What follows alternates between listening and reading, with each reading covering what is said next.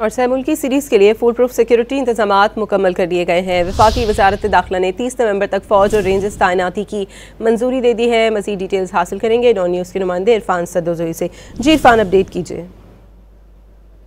जी, cricket टीमों को full proof security मुहैया करने के हवाले से रेंजर्स और फ़ौज की खिदमात हासिल कर ली गई हैं और सह मुल्की क्रिकेट सीरीज़ के हवाले से ज़िम्बाब्वे की जो क्रिकेट टीम है वो पाकिस्तान पहुंच गई है और इन टीमों को 30 नवंबर तक सिक्योरिटी फ्राहम करने की यकीन दहानी करवाई गई है। और इसमें जो रेंजर्स हैं और आर्मी हैं, ये सेकेंड और थर्ड ईयर की जो सिक्योरिटी है वो मुहैया करेंगे। आर्मी को जो आइन का आर्टिकल है 245 उसके तहत तलब किया गया है, जबकि रेंजर्स को दहशतगर्दी का जो एक्ट है 1997 उसके तहत तलब किया गया है। बुनियादी तौर पे जो पंजाब हुकूमत है उसकी दरख्वास्त के ऊपर इस जो सह मुल्की क्रिकेट सीरीज़ है इसको फुल प्रूफ सिक्योरिटी मुहैया करने के हवाले से इस तरह के इक़दाम लिए गए हैं। और गुज़िश्ता रोज़ भी जो खदशात ज़ाहिर किए गए थे कि श्रीलंका की टीम वापस चली जाएगी, वो अब ख़तरा टल गया है और श्रीलंका की टीम इस सह मुल्की क्रिकेट टूर्नामेंट में हिस्सा लेगी और उनको फुल प्रूफ सिक्योरिटी मुहैया करने के जो इक़दाम हैं वो ले लिए गए हैं। और 30 नवंबर तक आर्मी और रेंजर्स इस टूर्नामेंट की